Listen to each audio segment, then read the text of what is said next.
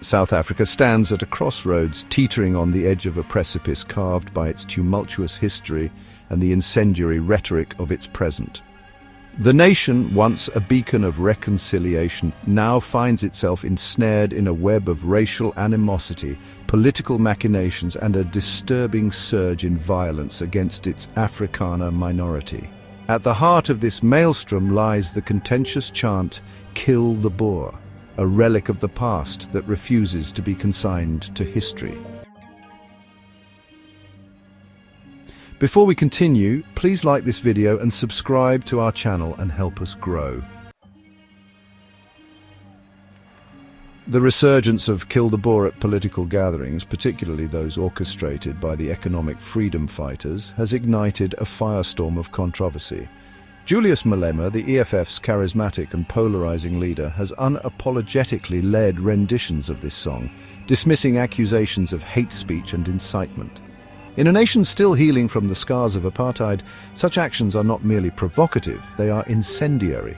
The judiciary's stance, exemplified by rulings that the song does not constitute hate speech, has further inflamed tensions, leaving many questioning the impartiality and wisdom of South Africa's legal institutions.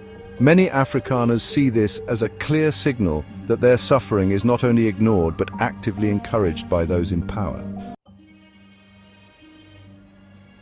Compounding this volatile situation is the alarming frequency of farm attacks and murders. Reports paint a grim picture: 49 farm murders and nearly 300 attacks in a single year. These aren't mere statistics. They represent lives brutally extinguished, families shattered, and communities living in perpetual fear. The level of cruelty in these attacks is beyond comprehension. Elderly farmers are tortured for hours, some burned with irons, others subjected to boiling water being poured over them. Pregnant women have been mutilated, their unborn children ripped from their bodies in acts of pure sadistic violence. Young children have been tied up and forced to watch as their parents are butchered in front of them. Yet, the government's response has been a masterclass in obfuscation and denial. By withholding crime statistics and downplaying the severity of these attacks, the authorities betray not only the Afrikaner community, but the very principles of transparency and accountability. They claim these farm murders are simply part of South Africa's overall crime epidemic, dismissing the targeted nature of these brutal killings. Meanwhile, police response times to farm attacks remain appalling, often taking hours, while politicians refuse to acknowledge the farmers' plight. The political arena offers little solace. Figures like Malema, once a prominent member of the African National Congress, have not only failed to quell the rising tide of racial hostility, but have actively contributed to it. Their rhetoric, laced with thinly veiled threats and divisive language, serves as a catalyst for unrest.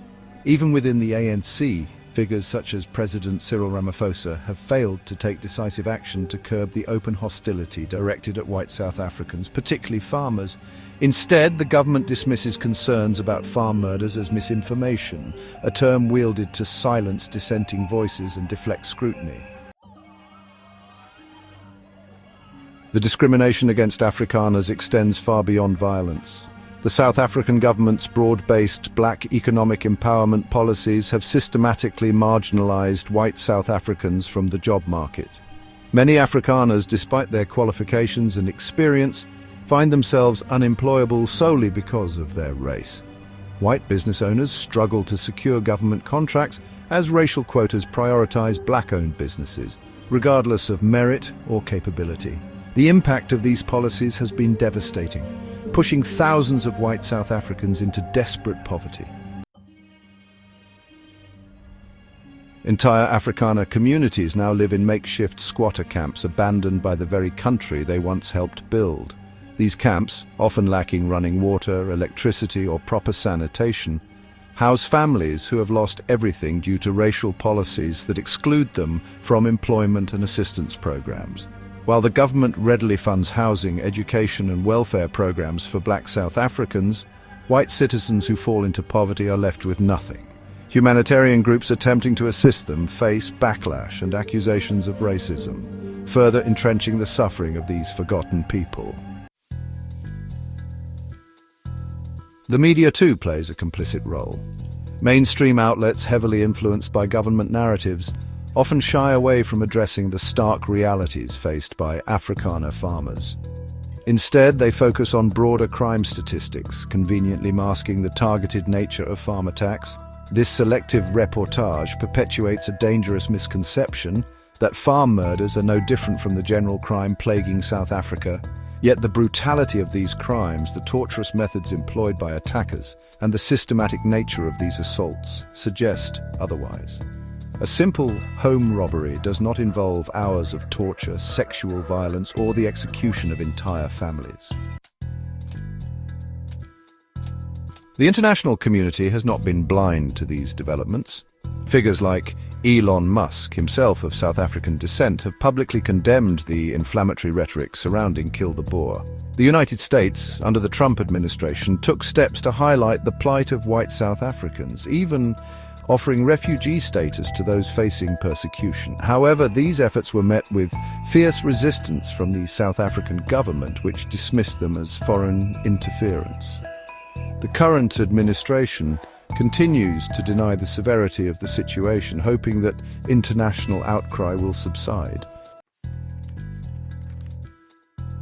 Beyond the political and media landscapes, the economic ramifications of these attacks are profound.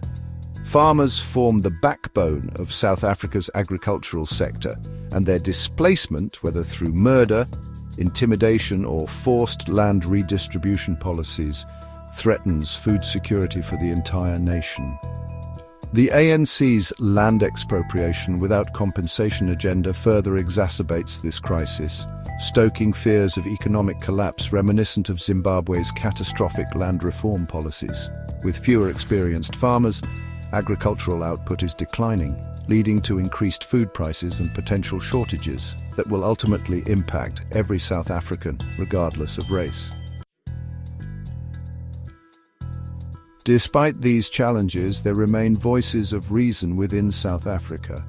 Organizations dedicated to farm security, legal advocacy groups, and international human rights bodies continue to highlight the injustices faced by the Afrikaner community. Yet, without genuine political will to address these concerns, the country risks descending further into racial strife, economic turmoil, and international condemnation. Some Afrikaners have begun arming themselves in preparation for what they fear will be a full-scale ethnic purge, a devastating possibility that grows more real with every passing day. The question remains, how long can South Africa walk this perilous path before reaching a breaking point? Will the government continue to turn a blind eye to the targeted killings of farmers? Will political figures like Malema be allowed to stoke racial hatred without consequence? Will the ANC's policies continue to push an entire demographic into unemployment and destitution? And most importantly, will the broader South African populace recognize that the erosion of rights for one group ultimately imperils the freedoms of all? The question remains, how long can South Africa walk this perilous path before reaching a breaking point? Will the government continue to turn a blind eye to the targeted killings of farmers? Will political figures like Malema be allowed to stoke racial hatred without consequence? Will the ANC's policies continue to push an entire demographic into unemployment and destitution? And most importantly, will the broader South African populace recognize that the erosion of rights for one group ultimately imperils the freedoms of all? The time for difficult conversations is now. Ignoring the crisis will not make it disappear. Only through open dialogue, honest acknowledgement of the problem, and decisive action can South Africa hope to prevent history from repeating itself in its most tragic form. Thanks for watching. Please like and subscribe to this channel. It really helps us a lot. Sources: AP News, AfriForum reports, BBC News, Vox News.